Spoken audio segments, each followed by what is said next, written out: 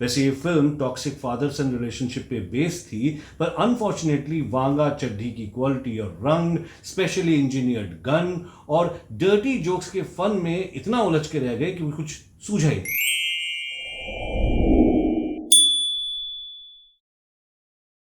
Hello, नमस्ते, आदाब, सत श्री अकाल to all. Welcome to this brand new show जिसका नाम है द रेडियो मैन शो, मेरे यानी शुमंतो रे के साथ। आप लोगों ने मेरे बनाए ऑडियो ड्रामास जैसे रामायण, महाभारत, क्या वो सच था, friends in a metro, Gandhi, Shiva, etcetera etcetera, इन सबको बहुत प्यार दिया, बहुत सराहा।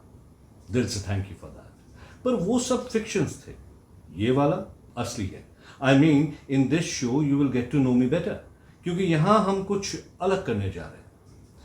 फिल्म्स और वेब कंटेंट पे रिव्यूज होते तो आपने बहुत देखे होंगे, सुने होंगे या पढ़े भी होंगे, पर इस शो में उन रिव्यूज को रिव्यू करूंगा मैं। इतना ही नहीं, मोस्ट ट्रेंडिंग ट्रोल्स पे भी रखूंगा मैं अपनी कड़ी नजर और विचार, और कोशिश करूंगा कि लॉजिकली उनके जवाब दे सकूं। So let's start. Radio Man, the Radio Man Show. With me, Shumanto Ray. हालांकि एनिमल को थिएटर्स में और फिर ओटीटी में रिलीज हुए काफी वक्त हो गया है, लेकिन इस फिल्म ने इतना गहरा असर छोड़ा है लोगों के दिलों पर कि this is still the talk of the town. किसी ने लिखा, this kind of misogynist films should not see the light of day.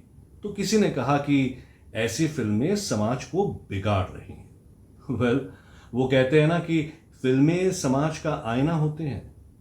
तो समाज ने भी जब सही मायने में अपना चेहरा एनिमल फिल्म में देखा तो वो बौखला गया।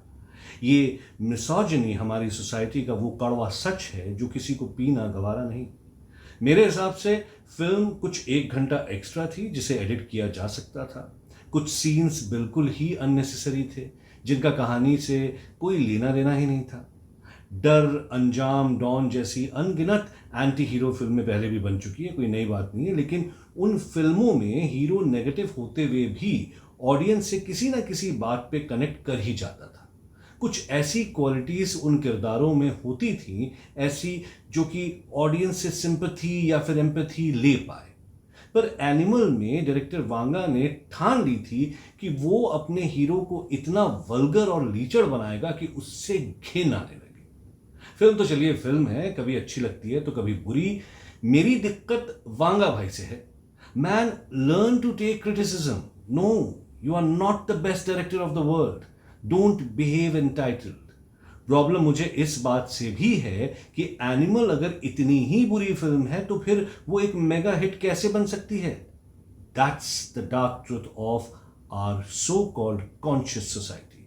वैसे ये film toxic father son relationship पे बेस्ड थी, पर अनफॉर्चुनेटली वांगा चड्ढी की क्वालिटी और रंग, स्पेशली इंजीनियर्ड गन और डर्टी जोक्स के फन में इतना उलझ के रह गए कि कुछ सूझा ही नहीं। दूसरी तरफ एक और हार्ड हिटिंग फिल्म रिलीज हुई, भक्षक। अब इस फिल्म की मेकिंग काफी रियलिस्टिक है। फिल्म एक ट्रू इवेंट पर बेस्ड है और इस फिल्म में भी फीमेल जेंडर के साथ हो रही बदसलूकी को दर्शाया गया है। इस फिल्म पर सोशल मीडिया के कीबोर्ड वॉरियर्स जरा खामोश है, न जाने क्यों। But let me talk about a couple of reviews. In one review I read that the film was a well intended bore, मतलब अच्छे कारणों से बनी एक बोरिंग फिल्म। भाई, प्रॉब्लम क्या है? Misogyny and atrocities against women जब ठेठ कमर्शियल तरीके से दिखाई जाए तो तुम उसे मेगा हिट बना देते हो, और अगर उसे ही रियलिस्टिक वे में दिखाया जाए तो तुम्हें मजा नहीं आता। अरे चाहते क्या हो भाई? एक और अखबार ने यह कहकर इस फिल्म को नकार दिया कि ये कुछ ज्यादा ही सैड स्टोरी थी और बहुत प्रीची थी। मैं कहूंगा कि ये वही अखबार और मीडिया वाले हैं जो बच्चियों के साथ सामूहिक बलात्कार जैसी खबरें ना दिखाकर बस सरकारी एड्स चलाते हैं। ठीक यही तो इस फिल्म में दिखाया गया है। बोला था ना कि सिनेमा समाज का आईना होती है। फिल्म थोड़ा प्रीची है, लेकिन क्या करें, जो सोसाइटी तब तक सोती है जब तक उन पर आंच नहीं आ जाती, उन्हें जगाने और समझाने के लिए स्पून फीड करना जरूरी था। Good job by director Pulkit and brilliant performances by Bhumi and Sanjay Mishra. I won't give any stars to any content in my show, क्योंकि मुझे नहीं लगता कि मैं उस काबिल हूं कि कई महीनों तक मेहनत करके इतने सारे लोगों ने जब एक फिल्म या एक वेब सीरीज बनाई है, उन्हें मेरी लिमिटेड नॉलेज से मुझे जज करने का कोई भी हक है। As a matter of fact किसी को भी कोई हक है। Now let's talk about some other troll topics. इस पायदान पर पहले नंबर पर हैं बिहार के सीएम, जो बने एक्स सीएम और कुछ ही घंटों में फिर से बने सीएम, नीतीश कुमार। इन महाराज ने तो ट्रोल्स को प्लेट पर सर्व करके दे दिया ये topic. Let me read some of the interesting ones. Nitish Kumar तो पलटू राम निकले। अरे चलेगा भाई चलेगा, अगर नाम के आगे राम लगा हो तो चाहे पलटू राम ही क्यों ना हो, अब तो सब चलेगा। किसी ने लिखा, ऐसे कैसे नीतीश कुमार इंडिया छोड़ सकते हैं? अरे भैया, इंडिया अलायंस छोड़े हैं, भारत थोड़ी छोड़े हैं। घबराइए नहीं, ये यहीं रहकर आपका खून चूसे, मेरा मतलब है आपके खून पसीने से बिहार का जो है उद्धार करेंगे। हैं, काहे घबराते हैं? वो कहते हैं ना बीवी ना बच्चा, ना बाप बड़ा ना भैया, the whole thing is that कि भैया सबसे बड़ी कुर्सी मैया। जय हो। In another news, so called journalist Sagarika Ghosh को जैसे ही राज्यसभा का टिकट मिला, बाकी सभी सो कॉल्ड जर्नलिस्ट खफा हो गए।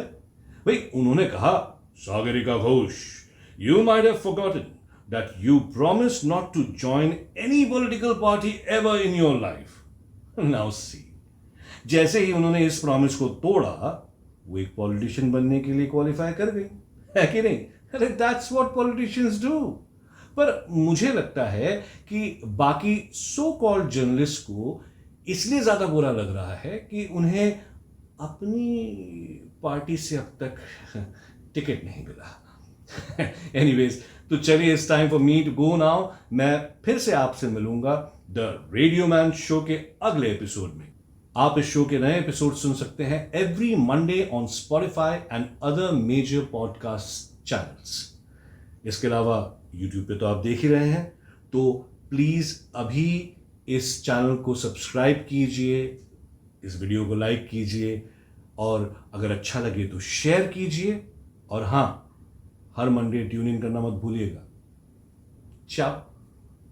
The Radio Man Show with me, Shumanto Ray.